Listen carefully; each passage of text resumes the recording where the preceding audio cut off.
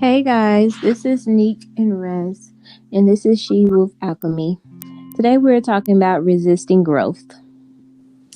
Yeah. So when we're talking about resisting growth, we're talking about usually how a lot of us we get to a point where the universe is like, okay, you have to change up your whole life. you got to change up your situation. It's about to get real, real uncomfortable, and you have to do X, Y, Z.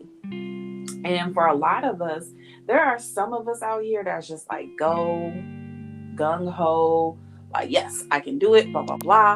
And there's certain just topics and certain things that we're like a couple things that we're like, ooh, hold on now. You Mm-hmm. asking me to change something that's like a core part of my personality, or you asking me to change something that's gonna make me real, real uncomfortable. You're asking me to do something that's gonna mess with my money. Yeah. And me and Nick were talking about it like last week, like even when you try to resist these things, what I found is that the universe is like, I mean, you can try. I'm gonna make this either harder or we can do this the easy way or we can do this the hard way. Yeah. It's what it at least that's how the universe handles me. It's like, yeah, trying to keep talking to somebody you don't need to talk to, and then the universe is like, no, if you don't, you're gonna get really hurt. So it's just Yeah, like you get smacked in the face, like, I told you to stop. yeah. I mean, it can be even like staying at a job that you know you supposed to leave. Like you know you're supposed to leave. You got opportunities to leave, and you're just like, yeah, but I'm so familiar with this, and I don't want to change and go to something new, and then I don't know what the people are going to be like, and blah blah blah, and then your job just gets worse, and it's like, Mm-hmm. oh shoot, I thought I hated it before, but like now it's to the point like I have to convince myself to go in every day. Yeah. So yeah, we're talking about resisting change. This is something that I am very familiar with. I always resist change. I eventually go along with it. I'm actually in the middle of just saying, fuck it. Okay. Okay, universe. Just let whatever I need to do to make this stage of my life end, I'll do it. That's kind of where I am now. What about you, Neat? I think I'm in the same. I'm just not. Mine's doing my job also. Like, Mm-hmm. it's just like I just sit there like, ugh, I when I get to that "what is life" Yeah. feeling, it's Yeah. time to pack up. But it's just like I'm resisting it 'cause right now. I'm just like I don't feel like looking for another job. I'm okay with this money right now. I don't feel like it's just like me, just like no, but I don't feel like doing that. But I know it's something I need to do because it's just getting ridiculous about how I feel about getting up and going to work every day or getting up and this is just being my life. You know what I mean? Yeah. Yeah. No, I look, I've had those It's jobs. getting getting ridiculous. I think with me more so, it's really just emotional growth, emotional maturity. Um, I've talked about this on the podcast several times. Um, I've had the most emotional year and a half I've ever had in my life.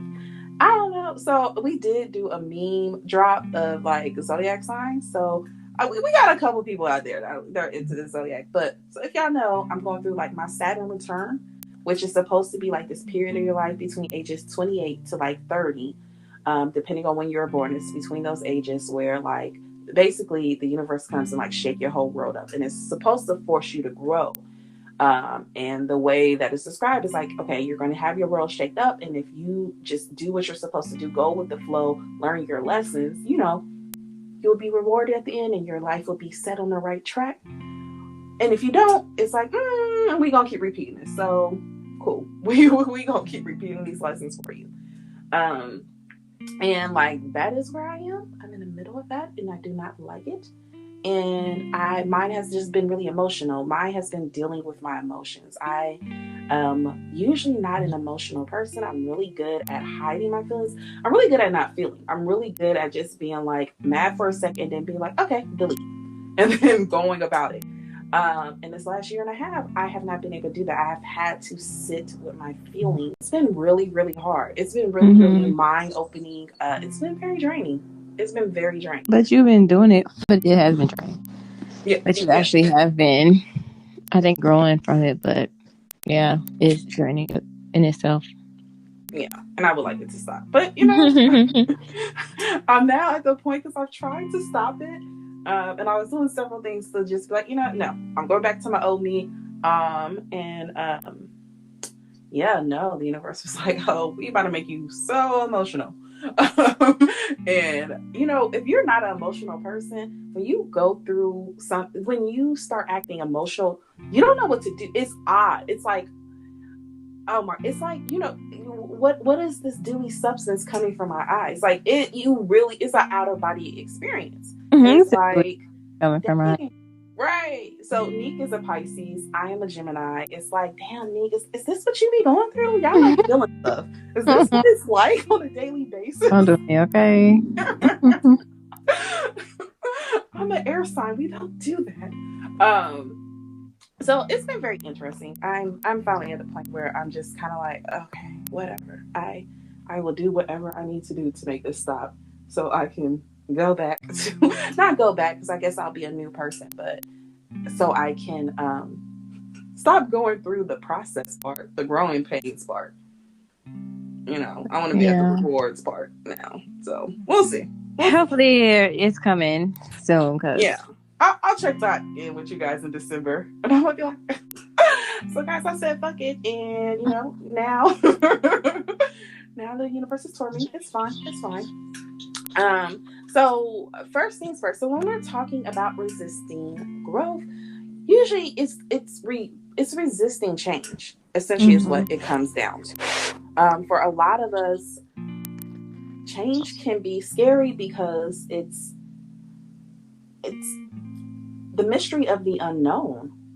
For a lot of us, especially when it's like, again, the universe is like, no, this is time for you to grow. This is time for you to go into a new area, a new era.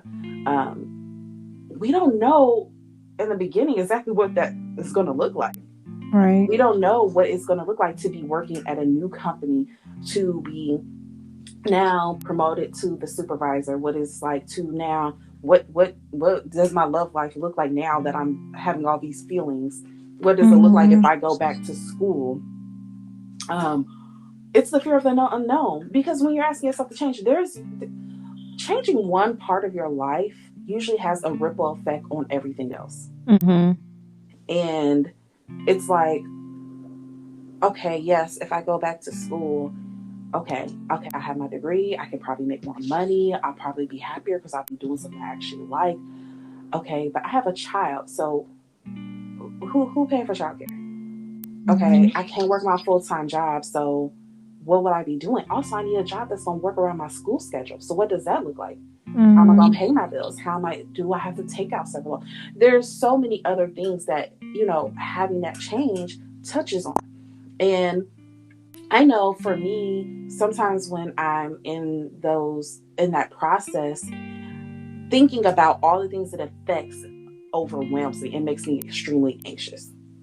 And not even want to, same for me. Yeah. Then I just stop. Like if I get super anxious, or if I have like too much on my plate or just so much, I just don't do anything. And that's not good either. Like, yeah, I just stop and I don't do anything. Nothing's going to get done then. Like, that's not a good habit or anything. Well, I emotionally shut down when I get too if I get too much feelings, whatever the feeling is, anxious, anger, sometimes even happiness. When I get to a certain level of those type of feelings, I shut down. And it's kind of like, yeah, it's like it feels like I go in like zombie mode for a minute. And I think I try to really avoid that, because I'm like, yo, not only is it hard for the people around me to have to deal with me, but like I can't get shit done either. Like I still gotta work and I'm zoned out. You know, I still gotta be a mom and I'm completely zoned out. But yeah, having that feeling, it can completely overwhelm you and talk you out before you even start doing anything. Yeah. Just thinking of the process. And what it takes to get there, yeah. Yeah, and for a lot of us, it's just a fear of giving up control. I know with me, so for me, one of the things, again, I'm my whole process is really about emotions. It's really about emotional maturity and so forth. And for me, actually avoiding my feelings has always been a means of control for me. Has always been about, okay, well, I know I won't go and act the ass because I'm not even letting this affect me. I know that if I am just like, okay, you know what, we just gonna forget about that. We're gonna sweep that on the rug and keep going. I'll be able to move through my day. I'll be able to do what if I avoid it and don't think about it, it's not gonna hurt me. And going through this process where I'm now like, okay, no, now you have to emotionally mature. Now you have to sit with your feelings. Now you have to think about things and you have to just allow yourself to have those feelings. It's sad. Let yourself cry. Be sad. And don't fight it, yeah. Yeah, and don't fight it. Matter of fact, y'all, this is gonna sound so stupid. It like recently was the first time I really understood Solange's song, Cranes in the Sky.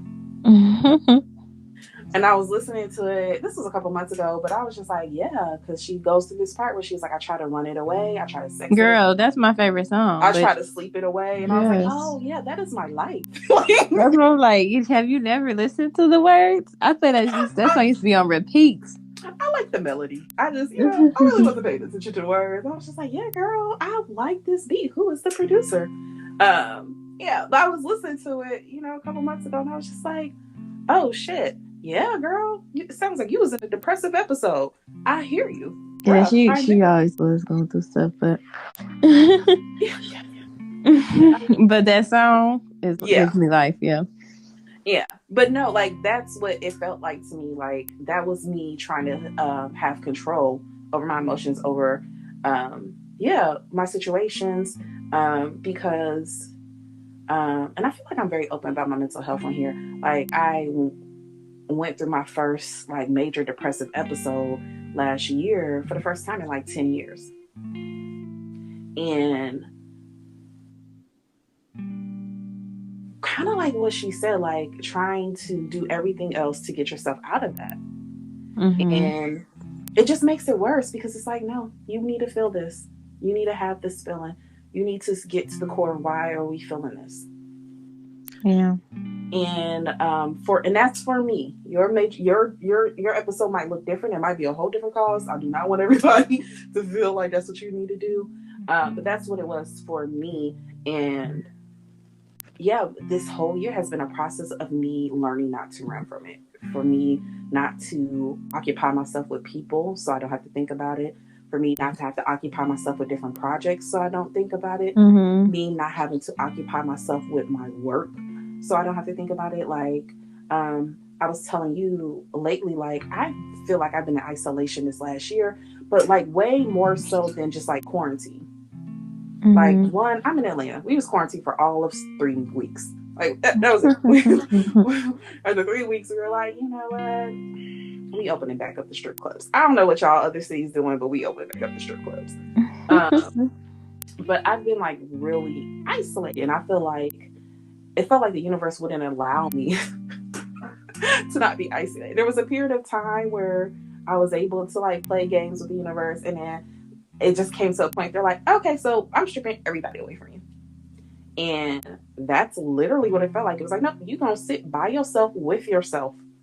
So we're taking away every single distraction that you have. And now you have no options but to sit here with your feelings and sit here and think about 30 years of bullshit and process it and try to work through it to be a better human being. And yeah, that's where I am now. So yeah, that's how my sense of control, losing the sense of control, is going for me, feeling for me. What about you? So what first, break down to us, what is the areas that you feel like you've been resisting growth in? I guess like not going back to school or changing my career, because it's very clear that this career isn't for me, but it's just like me trying to do the work to get to the next career, what makes me happy. It's just like I'm just not doing it. And it's like the universities keep telling me like, but you need to do it. You're like really not happy here. Like I kind of think it took me on my last job because I knew I would stay. I would Yeah. stay there without any hesitation because I like that job. You But like the people. The yeah, actual job you didn't. no, the middle job, not my first job, the second job. Oh, yes, you did. You did. You did. Yeah, so I would have probably stayed there, and I would have been making more money than I would be making here. If yeah, so I think that's kind of why I got out of there because I was like, what is the reason that I was here? Because this came to me so easy, but maybe it's to put fire under me to like start doing what I really want to do. Yeah. Because it's just pushing me there. It's just been pushing me there. Yeah. But I always make up so many excuses, like how does that look? How does it look for my daughter? How can we manage? Because we barely can manage right now. How can I manage not working full time? So it's just so much that comes up, and I don't want to think about that right now. When I have so much other stuff going, like with you, like you're facing your emotions and feelings. Me, I'm running from those too. Yeah. So I just stay busy, but it's not. I don't have a choice but to stay busy at the time. But I stay busy doing other things instead of working on emotions or working on a plan to get back in school. I'll start it, but I won't finish it. So that is definitely what I'm running from when it comes to change or growth. When it comes to your sense of control, when it comes back to going to school, is it mostly financial, or is it like a fear of, okay, if I really drop everything to go to school, that means I actually have to finish this time. That means I have to go through to the end. So I don't have, a big major career type job that I can fall back on. I would have to start that all over again. Is it one of those types? I wouldn't have to start back over again. Like if I just wanted to drop, like if I was just like, oh, this is too much, I could just go back to social work without a hesitation. Yeah. But it's just the fact that it's mostly financial and scared. Like I talked about before, like, am I capable of doing it? It's not an easy career. I mean, it's not an easy thing to go back to school for. Yeah. Yeah. And it's not that I want to drop everything, and then I was like, I just can't do this, and I don't want to quit if I start. But the financial thing is a big thing too. Right now, I feel like I'm in a bind, and me not working as much as I'm working now. How does that look when I'm already in a bind right now? So that's that. Yeah. Not having a such control of your money, I think that's very real and realistic, because for a lot of us, like, we need money as much like laugh, love, sage, meditation, crystals that you want to do, prayer to whatever God you believe in. You need money. Like there's lots of people that are just like, and I just packed up all my belongings and I moved to California with $7. And I was like, girl. And people do that with kids, but no. Well, you know what? I was reading Taraji P. Henderson did a story, and I don't remember exactly how much. I think it was like $600, $700, but she had her kid, and she did that when she moved out to Cali to be an actress. I mean, it works for some people. No, it definitely does. I am not trying to try that. Like me either. I'm not that like free. Like I don't know what it is, but I'm not that.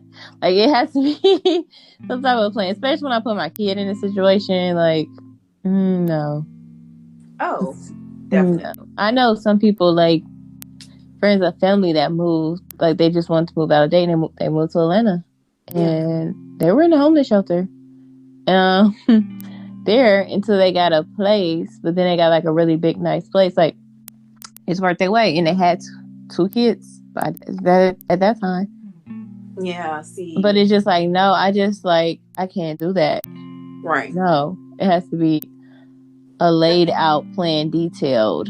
Yeah, that is not my journey this lifetime. Yeah, and it's not even necessarily like it has to be a extravagant, detailed type plan. It's just like I don't want to live in a homeless shelter with my baby. Like I got too much family in. I'm not putting her for me to see now, and I think this is where me and you are like the exact opposite, because I feel like with feelings and emotions, you are a lot better with them. Even if right now you're going through a period of escapism, generally you are usually a lot better with them. You're usually a lot more understanding with people. You're usually a lot more caring and loving with people. And forgiving and understanding, like, we all make mistakes, and Yeah, I but love you, and my love will cover your sins. And I don't even mean that in relationships. You're very forgiving with friends and family too. yeah, And but then I like about you that you're not, because I don't need, like, sometimes I shouldn't be like, I am that way, but sometimes it makes me be like putting them before me. I don't like that about myself. I think you're getting a lot better at that, though. You've Yeah, definitely gotten a lot better at that over the years. yeah, I But would where agree. you're like that, like your whole thing is emotions. You're very good when it comes to emotional stuff. I'm the opposite, where I'm very good when it comes to, like, I don't like the job, I'm gonna quit. I decide I want to live here, I'm gonna get up and move. That is more, I feel like, my thing. Like, I'm very much like, oh, I will get up and go, no problem. If I say I'm gonna move to Atlanta, I'm gonna move to Atlanta. If I say I'm gonna do this, I'm gonna do that. But I really feel like, for me, I'm like that because of my childhood. Like, I had to get up and go a lot. I had to get up and go to new schools. I had to, move to a new home like every 2 years. Mm-hmm. And so I think that's why it's like that for me. But also, I think that's why I have a lot of emotional issues, because when you're a child, you need a lot more stability. Yeah. And even though we were moving to nice neighborhoods, nice homes, it wasn't like, because I feel like when you say that, people think like, oh, you were moving from, one shanty town to another. And no. We were moving from nice homes to nice homes. But it was just like, I don't know. I've asked my parents this, like, why did y'all buy houses like it was underwear? Like, I just don't understand why every 2 years we had to get a new home. I really, and no one seems to be able to answer me. But I really feel like that really affected me and affected my ability to sit with my feelings, sit with my emotions, because when you're a child and you have all that stuff going on, it's hard for you to process. And so for some of us, we just go, okay, so I'm gonna just shut down. I'm gonna just shut down that area, because y'all keep doing this. I keep having to restart, and it's a lot, and it's, hurtful, it's painful. It's for me to have to make friends, leave friends, start in some type of club, leave the club, all of that. So I am going to learn to minimize my feelings, And that not could get be, inconvenienced. yeah. I mean, and then, like, you just saying that made me think of myself. Like, Mm-hmm. it could be the reason why I'm like can't just pick up like you, because I stayed in the same place from third grade until I graduated, until I was a sophomore in college at Kentucky State. Yeah. So it was just like all that time, it was one place. Yeah. So it was just like I comfortable. Like, so the thing is, I get comfortable in the situation and scared to just pop up and leave. Like, Yeah. it was a random spontaneous thing for me to even go to UC, because I wanted to just stay in Dayton. Like, I came back from Kentucky, I just want to stay in Dayton, and I was like, well, I was too late to apply for Wright State's social work program, and I was like, well, I need to go get finish my degree, and I just did it. But that was very random for me. That was not anything in me. Even when I went to go visit UC, I cried because I got lost, and I was like, this is too big, and I don't want to go here. Oh, see, and I picked my college based on how far away can I get from my parents. That's literally, I had never Yeah, I mean, originally UC. I did, but then when it was just like, I'm so tired of trying to figure out how to graduate, because they took me out of school because we couldn't afford it anymore. So it's just like, now, whatever, you know what I mean? Like, Yeah. Originally I did, because when I was 2 hours away from my parents, we barely even talked on the phone. But yeah, but by the time I got there, that was random as heck for me. Like, that was very random for me to go to UC, because I don't do stuff like that. Yeah. See, I was applying for schools in New York, and the only reason I stayed in Ohio was because my brother, my parents, so their rule was, when we were growing up, as long as you have a 3.0, we'll pay for your undergrad. So, but when I started undergrad, I had one of my brother, my stepbrother, was also in school. Mm-hmm. And so it was like a kind of like stressor on my parents financially if I went to a private school. And they were like, if you stay in state and go to a state school, we will help you get a car. And I was like, oh, okay. And that's literally the only reason. Like, whenever people like tell me about like, yes, and I applied to my dream school and blah, blah, blah. And I'm like, I've never stepped foot on UC's campus until orientation. Like, I literally, at that point, when my parents was like, yo, if you go to a private school, understand, like, we can't help with anything else but school costs. If you go to a public school in state, we'll be able to help you out. And literally, I was like, okay, well, what's the furthest school away from them in state? Cool. Because one, I grew up with pastors as parents, and I was like, I don't want y'all doing no drop-bys. I don't want to be close enough for y'all to do drop-bys on me. I want it to be a major inconvenience. So I moved 4.5 hours away. And yeah, it was good. It was fine. But I do think, those major milestones in your childhood it helps you. But and I think it works out differently from different people, because I've definitely met other people, in my ex, actually, he was a military kid. Like, his dad actually just retired from the military like last month. And he's the opposite. He moved around a lot because they were a military family. And when he got older, like, he just craved stability. Mm-hmm. And so he's literally, the last place that they were before he was an adult was Georgia. So when his parents like moved to DC, he was like, no, I'm staying in Georgia. And like, I remember, like, I like to travel, and I would be talking to him about it. And he's just like, he's very like, no, this is our home. This is where we're living. We have built a life here. Why do we need to move? And I'm just like, because I'm bored. I don't know. Like, because I woke up this morning and I decided I was bored. I want to change. So I definitely think it can affect people in different ways, but it definitely affects you. Mm-hmm. I agree. So next is, I think, one of the things that really stops a lot of people is really, if you've tried to change before certain things, whether it's school, jobs, emotions, relationships, and you have tried to do whatever it is that you need to do that you're resisting, and you've tried it before and it didn't go well, next time that you are being called to grow, you have that memory. Like, no, I did this last time. It was painful. And what makes me think I can do it now? What makes me think it's not going to happen the same way? And when it happened last time, it was so painful. I know with me, especially in regards to emotions, there was one period in my life. I was dating this guy, and we trauma bonded. Like, we trauma bonded. Like, both of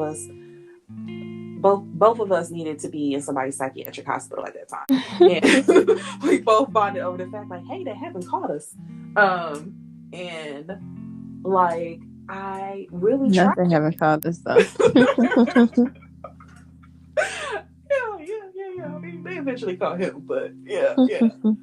But yeah, like, me and him, let me not go into that.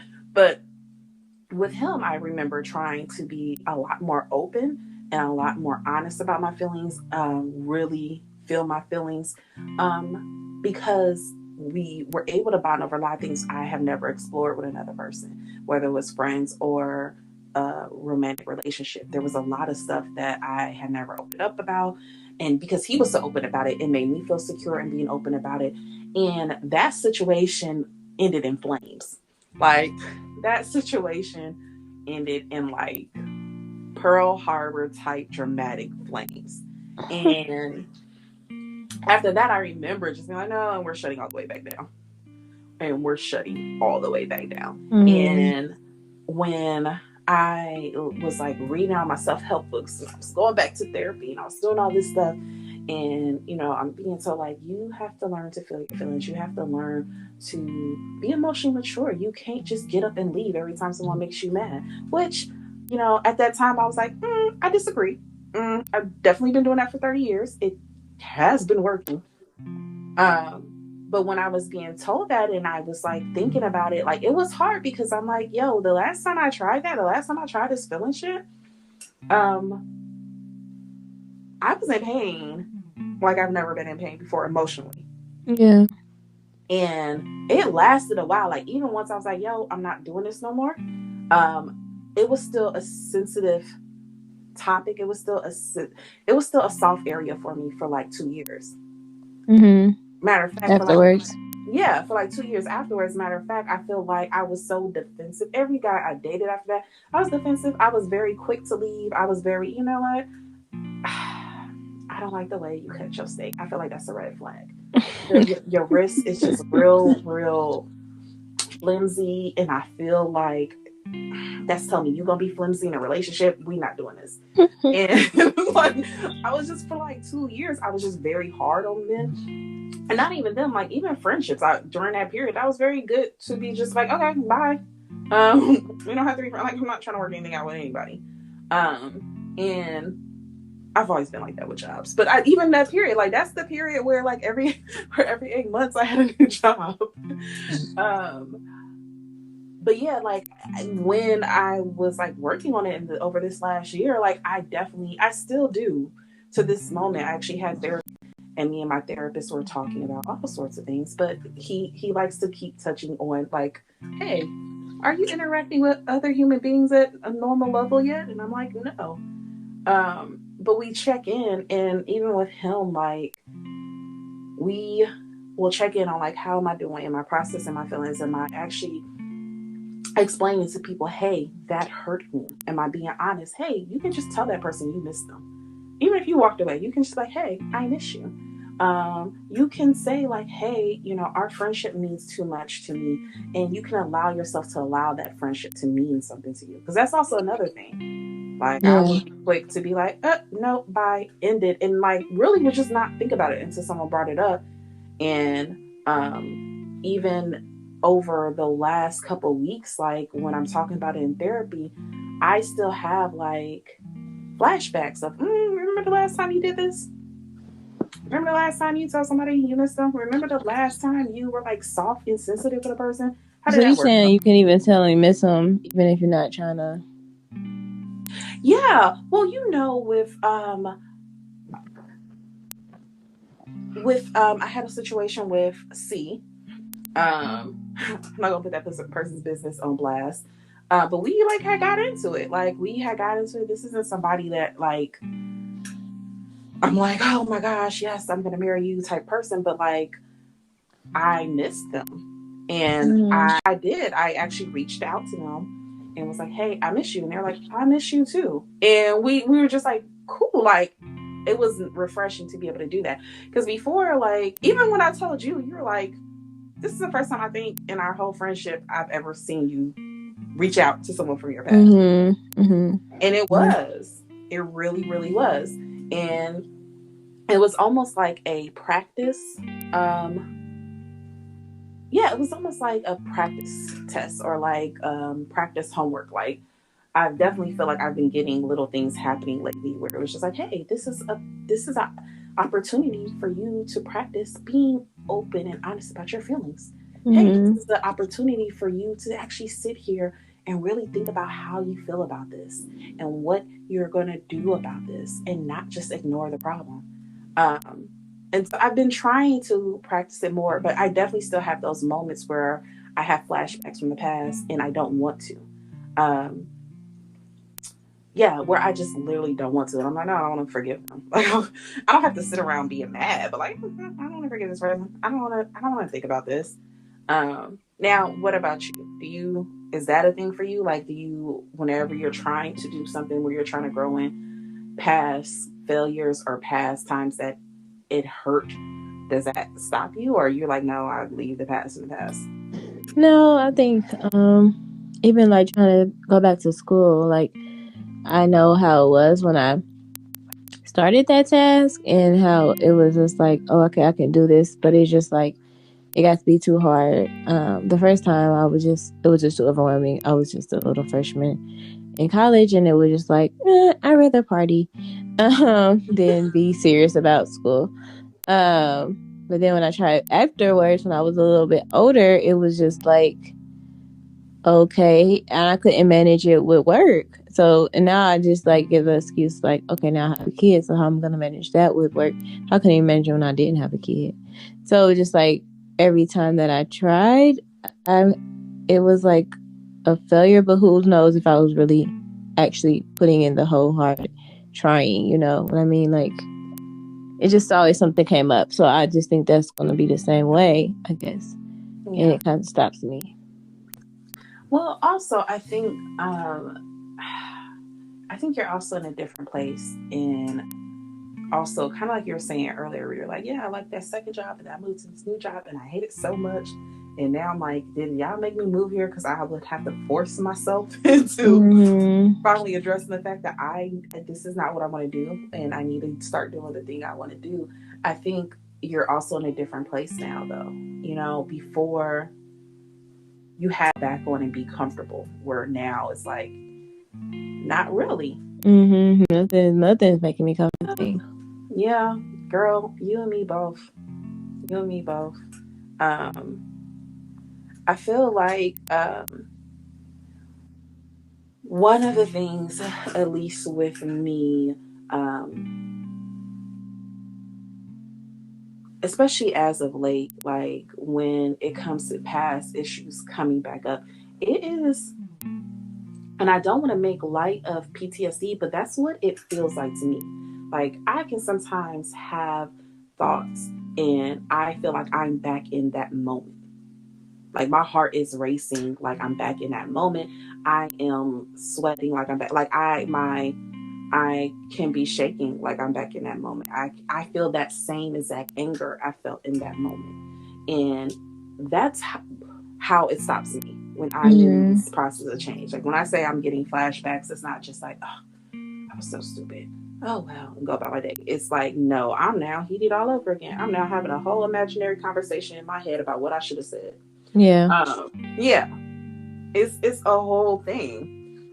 And that I have to start telling myself. So I had to start using grounding techniques. We talked about this before on here, where my favorite grounding technique is the 5 senses technique, where you use your 5 senses and it keeps you here in a moment. So you'll say, okay, you'll stop, sit, breathe in deeply, breathe out deeply. You'll go, okay, what's 5 things I can see?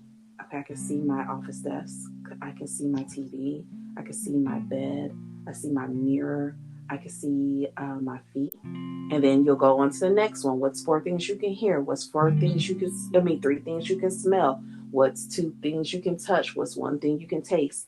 And you go through that. And the purpose of that is because you are focusing so much on your current environment, current things you can feel, stuff, it grounds you. It brings your head back down instead of living up in that bubble of past stuff and living up in that bubble of this is what I should have said, should have done, blah, blah, blah.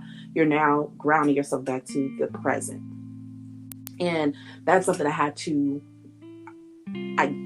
currently am still having to do frequently because I find myself thinking about past things and getting mad. And I have to bring myself back down because it's like one of my favorite psychologists broke it basically down like this, where it's like some of us, it says our bodies remember feelings, our bodies hold remembrance. And for some of us that had certain pains that happen over again, or pains that remind you of something that's already embedded in your self-belief or your ego, sometimes it will play over and over, kind of like a self-fulfilling prophecy, but also like you one of the things she used for example, she was like, some people, you don't think to yourself like, oh, I'm addicted to drama, but your body, like you may have grown up in a household that was very chaotic. It doesn't mean chaotic as in there was abuse. It could just mean chaotic as in y'all moved a lot. It can just mean chaotic as in, you never know when your parents are going to sit you down again and say they're going to divorce because they do it every 2 months. You never know. Yeah, and then so basically they're like, you grow up in a certain environment of unsurety. And whenever you have something that feels sure, your body automatically tells you to step. And you keep doing it because that's all you know. And when things feel stable, you feel uncomfortable because you never had stability before. And so I feel like that's definitely something I definitely struggle with.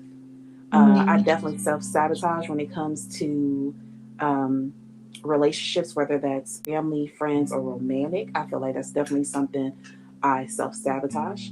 And again, I think for me, a lot of that is just having to move a lot, just having to be in new situations and stuff a lot, and not lasting. And so it's very hard for me to make stuff last. It's very hard for me to fight for things. The minute shit get hard in a relationship, I'm like, all right, well, this is cool. That was nice. So I left it. There's this dude that keeps trying to take me on a date, so I'm gonna just move on to him. This was pleasant. Wish you well, and going about my way. But it's also because I've never had a fight for kinship at all. Mm-hmm. Because 2 years later I'm gonna be moving. So what was the point? And even if because the last 8 years of my childhood, I was in the same city, but I still had to move a lot for whatever reason. Still kept finding houses. So I was still in high school I went to 3 different schools. So it was but I was here a year. Yeah, I was here 2 years, and then I was here 1 year. So it's okay, there was periods where I was in the same city, but it was but I still had to keep moving schools. I still had to do this. And so it made it hard for me to keep long-term relationships because I never had to do that. Besides family, and even family, we lived so far away from family that it was it wasn't a thing where, for example, you get mad at siblings, but you all lived together, y'all grew up together. It's okay, we're gonna get over it. My siblings are 10 years older than me. They were, mostly out of the house for at least half of my childhood. And it's that with cousins and stuff. So it's just when for you calling your sisters and talking to your sisters and checking up on them, it's oh man, I haven't heard from my sister in 4 days. I need to check on her. And I'd be like, girl, I have not talked to my brother in 8 months. I ain't worried about him. I feel like he's fine. I feel like somebody will tell me if anything's going on. And it's not out of a lack of love, but it's just that's what I'm used to. And it's different, for me. And that's probably why you're with even friendship, you're okay, we were friends, okay. Yeah. And I'm no, I gotta fight for my friends. So it is probably the difference, yeah. Whenever, can I just say quickly, and you know what situation I'm talking about without going into it, and you'll come to me and be yeah, they did this thing, and this thing hurt me, and blah, blah, blah, and I'm just so mad. I'm yeah, girl, cut them off.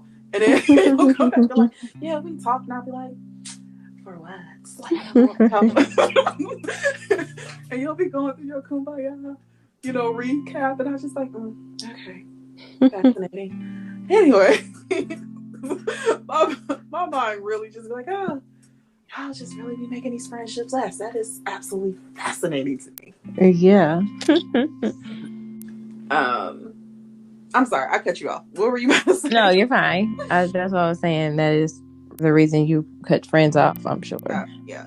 Everybody. That's the reason I feel And now, going back to, just staying in one place. I stayed in one school, so, I still talk to friends. We're not, we don't talk every day, but, even my friends from elementary, I still talk to them. And I just met up with one of them this year. So, it's just, and 2 years ago, they were at my house. I had a dinner with them. We thought, I still talk to them. So, it's just, I guess that's the difference. I don't know. Yeah, girl, because I can't even tell you what elementary schools I went to. Yeah, because you went so many. That's what I'm saying. Yeah. So that's probably why it is okay, you don't have to be my friend no more. Oh, okay, I don't have to talk to you no more. But with me, it's just everything was the same. So it's just that's kind of what I used to. And it's easier for you to pick up and leave. Whereas me, that would be something that would take a lot of energy for me to do. Yeah. But I mean, again, kind of like you said earlier, where you're yeah, but I admire you for that. I admire you for that. It blows my mind every time anything happens, and you're so compassionate, and you're so loving, and you're so there, and you're so willing to make things work. And I'm yo, I think that would be nice to do one day. In theory. In theory. Yeah. In theory, I think that is so I envy it because I want to be able to do that naturally.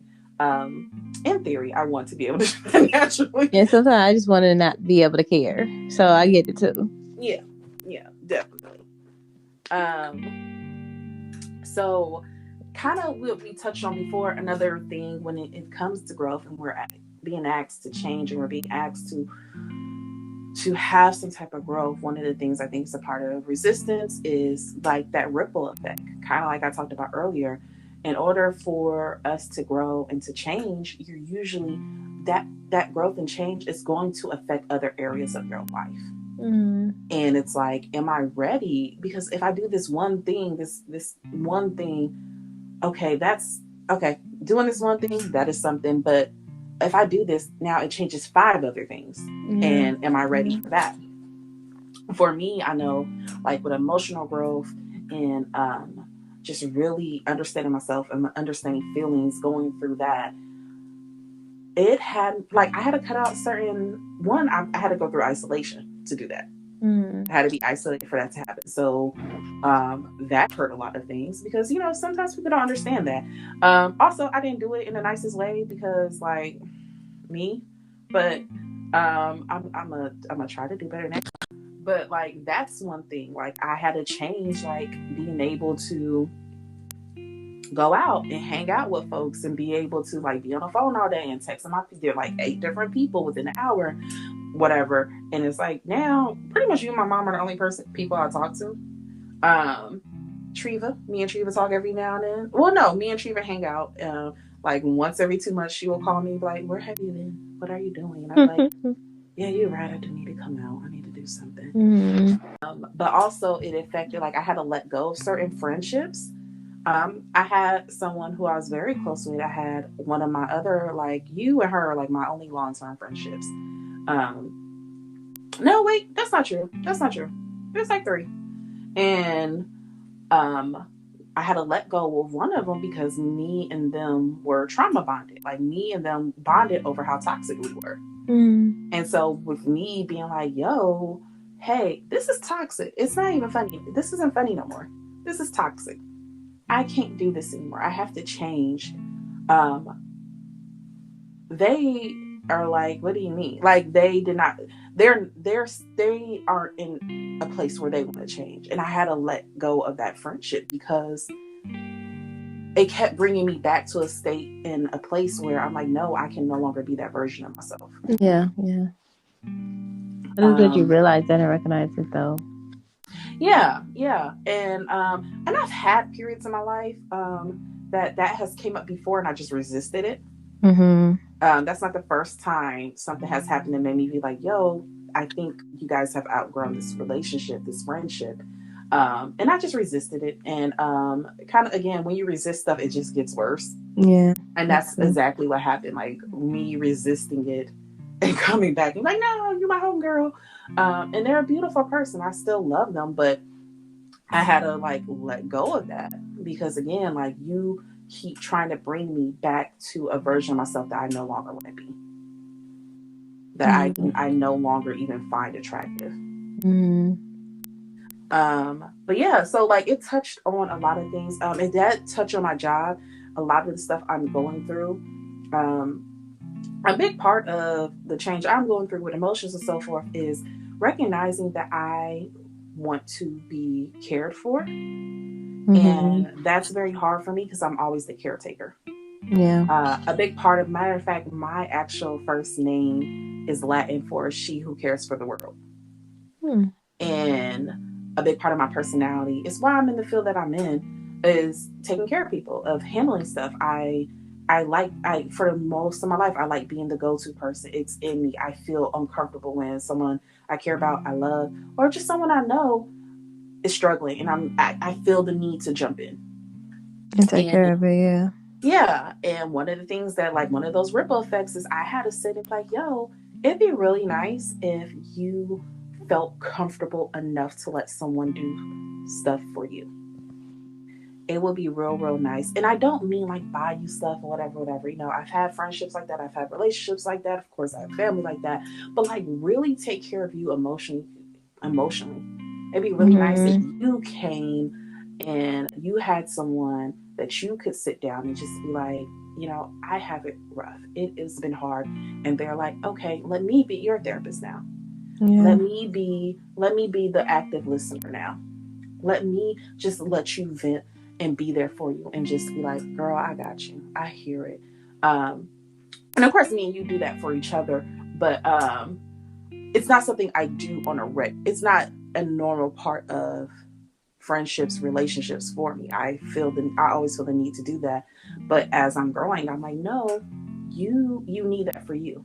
And I think it's a big part of also why I am also getting frustrated in my current position in my job, because it's so demanding.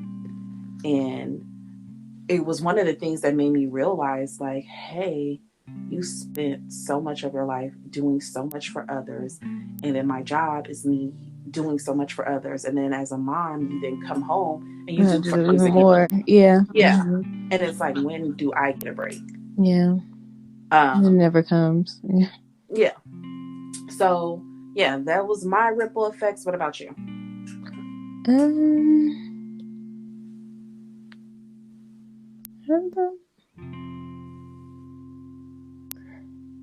don't know. I can't put my hand on like. Well, I know you were saying with school it would be job and finances. Like if you go back to school, it's going to affect your career for a time. You're going to be, not doing career. So that would be the ripple, right? Yeah. It would affect your money. And it's just like, stuff will keep coming out, and then it will affect what I can do to provide for my daughter. Because like right now, it's pretty good. Like I can take her to go, like we can go out of town, or she can do different things. But for like a whole year or two, well, it'll be shut down. But then if I try to think about like the positive of it, when I'm all done, we'll have that for a longer period of time. But me, I just keep on like this. Like I keep on coming up with all the negatives and not thinking of any of the positives. Yeah. In each situation. So. Yeah. Well, also it will change your availability in time. Like if you, because the career that you want to jump into is demanding, and school is demanding, and it's like, okay, this will also change, okay, my availability to do things, my availability to just get up and go. School, yeah, exactly. Yeah. But I think like I would have more of time. I mean, I won't be have like, you have to work 12-hour days, but I will only be working 3 or 4 days instead of 5. Or well, I'm talking about actual school, because school. Like school, yeah. I thought that grad school I would have like more time, but like no, between working and going to school and doing my internships, like I had no real I didn't really have off days. And that's the thing. Yeah, that's the thing too. That's what holds me back too. This the school aspect of it. Like I wouldn't be able to do half the stuff I do now. Yeah. Like, half the extracurricular activities, nothing. Because even when I was just trying to study for my test, I didn't feel like I had time to do anything else. So just imagine if I had to go to school on top of studying. Yeah. But I think it's something that you can do. I think it's something, it's hard. Grad school in general is hard. I don't know, any of our listeners that went to grad school or thinking about it. It's hard. I'm not saying that as a discouragement. I say that so you can be prepared. Yeah. It's hard. It's hard. It's not like undergrad. Like that's how I walked. But undergrad, it was just like, I don't know, it's because we were younger. It was just, I don't know, but it was just like. But even people try to go to undergrad at a later age, I think it'll be harder for them too. So I don't know if it's just because we were younger. It was easier. I think some of it is that, but also at grad school, it's a different level of work. Yeah. It's a different level of what's expected of you. And it's a different level of, I don't give a fuck about you. Like professors are a different level of figure it out. You a grown as an adult, figure it out. Versus, I feel like in undergrad I had more professors that was like, okay, I feel like this is the 8th iguana you had that died this year, but all right, yeah, you can postpone the test. I got in a head-on collision on a Saturday, and I had a presentation I had to do on Monday, and the professor would not let me reschedule it. I had a cast on my arm. I was on Vicodin. Again, they knocked the engine out of my car. Again, head-on collision. They knocked the engine out of my car. Fracture my arm, actually 2 in my arm, my left arm, and again, just in a whole bunch of pain. And my professor paid me pregnant on Skype and do my presentation to the class. Wasn't you pregnant too? No, I wasn't pregnant at that time. That was that's another example. When I was pregnant, I had a professor who, like, I was like, yo, I have to take like 6 weeks off, but I can, like, I have classmates. I had some, let me be very specific. I had some classmates that were amazing. I had classmates that were Skyping me into courses so I could follow along with them. I had classmates that would email me notes from class, and I was still able to turn in my homework and stuff. But you can't put kids in daycare before 6 weeks. Mm-hmm. So like I was already stuck in that way. But all my professors were okay with it, except for one professor who I had to get the school's lawyer involved. Wow. And that's what I'm saying. Grad school is a whole different level. Like it's different. It's different than undergrad. It's definitely different. The level of I don't give a fuck about your life, figure it out is way different. I see what you mean now. Yeah. I mean, and even like we had one professor that said, she was like, any of y'all that are married, she was like, she said a whole bunch of other things, but I specifically remember her saying, she gave us some statistics. She was like, this percent of people end up getting a divorce in the middle of grad school or by the time they leave. And it's just because of the type of demand that you have. Because it's like, okay, let's say you're not on internship. Okay. Let's say you don't have class, but you have like for me, I had to do a thesis. So I'm writing and preparing for an hour-long presentation that if I don't pass, like I can't graduate. I have to defend my presentation afterwards. So after I do this presentation, I have to be ready for questions and I have to be able to defend my presentation. Then not only that, I have to turn in this research paper which was like 50 pages long. And that was the final, but like even during, like there were papers due every week. And it wasn't your little 1-page paper. Like every week I'm writing 10 pages for multiple classes. Stuff like that. But yeah, I say that to say, she said, this percentage of people will be divorced. And when we graduated, there was a lot of people we started that were married, that were engaged, I was one of the ones that started engaged and left single. So it was a thing. Like it was a thing.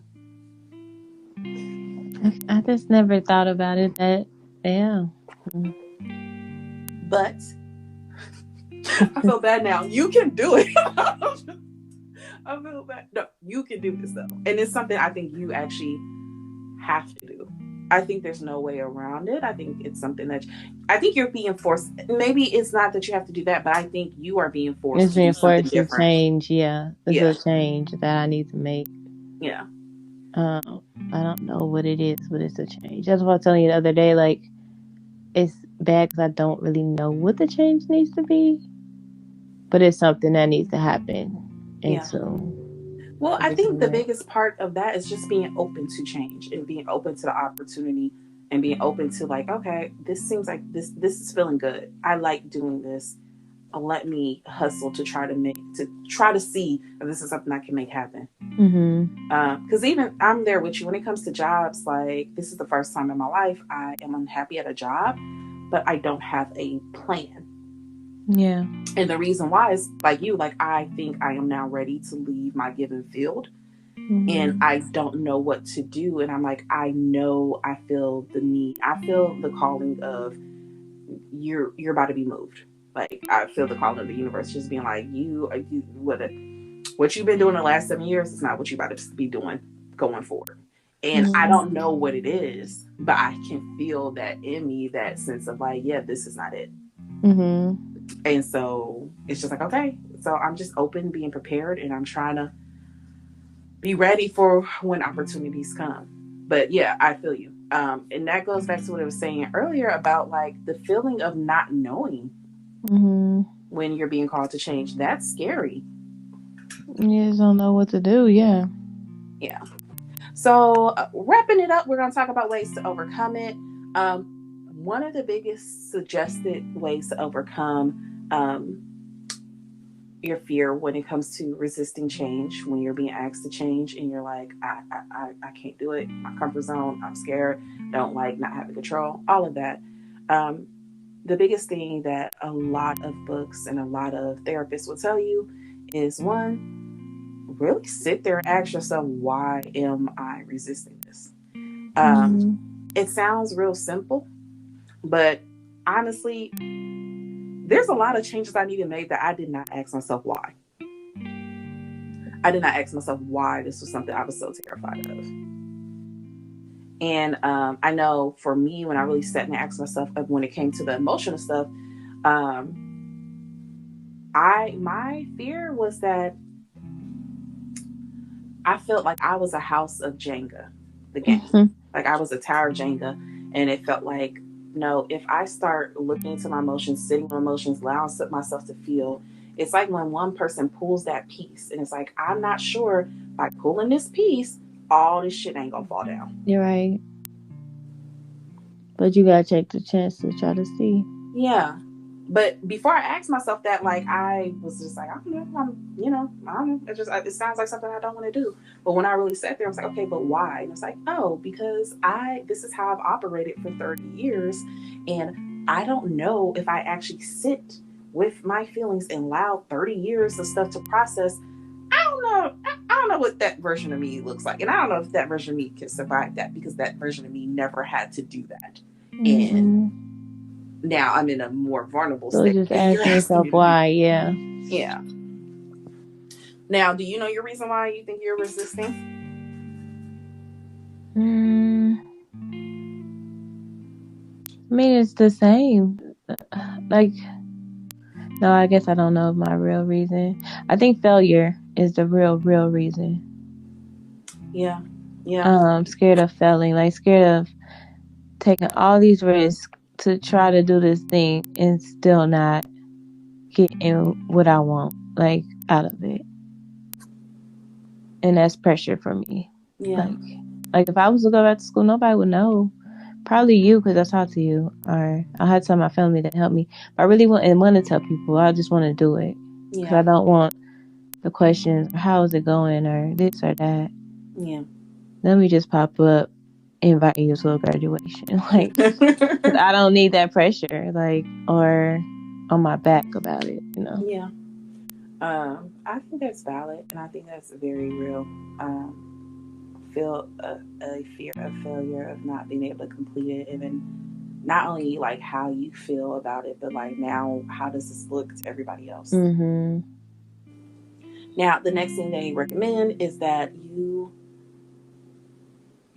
be honest about your fear of change, and be honest about your fear of loss. Be honest to yourself about your fear of failure. And that's just, instead of giving that, what they mean by that is, instead of sitting there giving yourself excuses of like, well, but financially, what it's going to be like, and, do I have the time, blah, blah, blah. It's doing what you kind of just did and being like, okay, yes, I can figure it out financially. The truth of the matter is, I can figure out how to make it work, and it may be difficult, but I can figure out how to make this work financially, time-wise.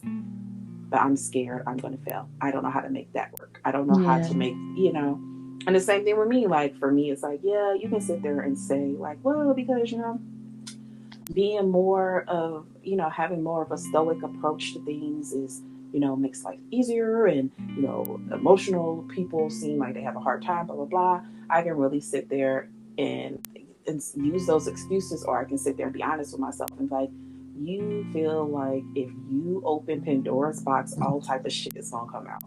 And it's shit that you are like, I don't know. They've been hiding well, yeah. Yeah, I don't know how I'm gonna react if I let that stuff. Next, they recommend is that you be open to learning, be open to suggestion. And basically what this one really is talking about is not just jumping head first into things. It's never saying like, okay, you're supposed to change, so don't be like, oh yeah, finances don't matter, I'll manifest it. It's not saying that. It's saying, definitely try to manifest it though. But it's saying, no, be open to learning, to be like, okay, I need to figure out finances. Okay, so let me figure out how people get grants for grad school. Right. Let me figure out how, okay, I have friends that went to grad school. Let me ask them what jobs did they have that was real flexible? What, how did they manage? Mm-hmm. Let me talk to family and friends and see, okay, if I do this, would y'all be willing to help me? Yeah. If this is the goal I'm fighting for. And even with myself, like with me, it's like I have to get up and read on so many things. I have been reading on so many things. I've been going back to therapy and allowing someone to pick through my brain. Mm-hmm. This is when it's like, yeah, you do the change, but you don't just jump into it. Get the resources you need to help calm your anxiety about it. Yeah. That's really the biggest part about opening yourself up to more knowledge, is helping you to feel less anxious about it and feel more confident going forward. Mm-hmm. And then lastly, we have that really start thinking about all the positive things in the future that this change can bring. Don't focus on how hard it's going to be. Don't focus too much on, all the things you have to do now. Also, make sure you make time to focus on, yes, but if I do this, what is my future going to look like?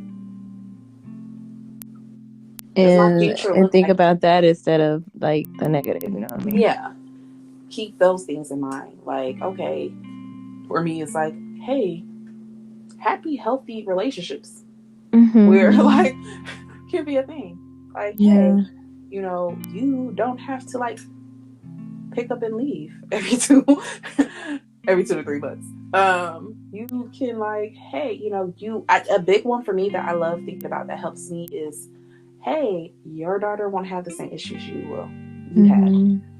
You will be able to raise a daughter that is happy, healthy, and knows how to express herself because you learned how to express yourself and you mind that for her. You were her example of that. Yeah. Like, And that's then one of my for big. me, it's like we won't have to like struggle, or I can be an example of going back and finishing something or Mm-hmm. completing something. I think it's never too late to. There's so many examples and things I can show her by Yeah. just taking the leap. Um, and then with you, you can learn how to grow emotionally and teach your daughter the same. Yeah. So it's all good, but it's just the process of it. Yeah. I mean, it's hard to do. I think also having somebody that holds you accountable is another one. Mm-hmm. Uh, because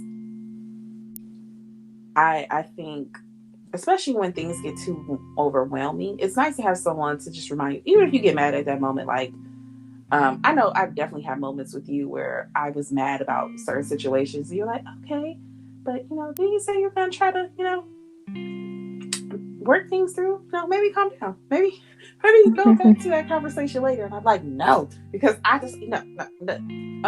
But like having that actually always helps me, and it always has me like, okay, I do need to calm down. I do really need to let them know, hey, I need time to process this. I know I shouldn't have walked away, but you know what? I will come back to this. Just give me time to calm down.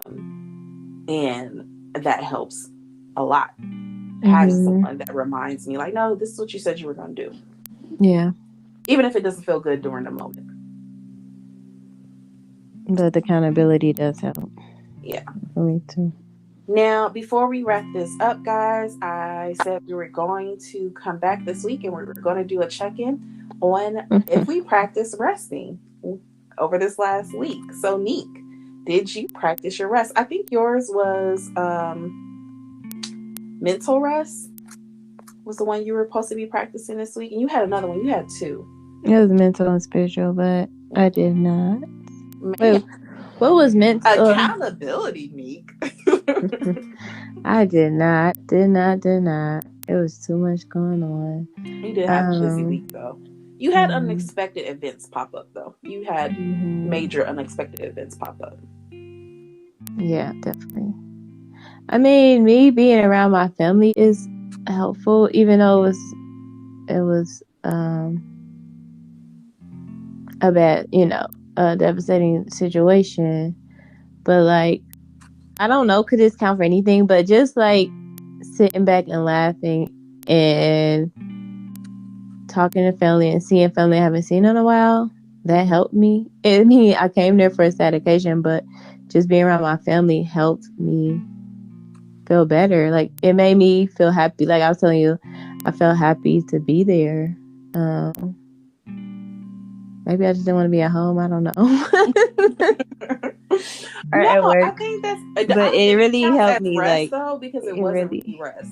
But I do it think it's wasn't something that rest. helped. It wasn't rest, but It was like self care. socialization, like it could be self-care Yeah. in an aspect. Cause just having like drinks with my cousins and aunts and just sitting back and laughing and enjoying each other's company, I guess that could be self-care because it'll be the same as me going out with friends. Yeah, I think that is self care. Yeah. I was supposed to do, I think, mental rest.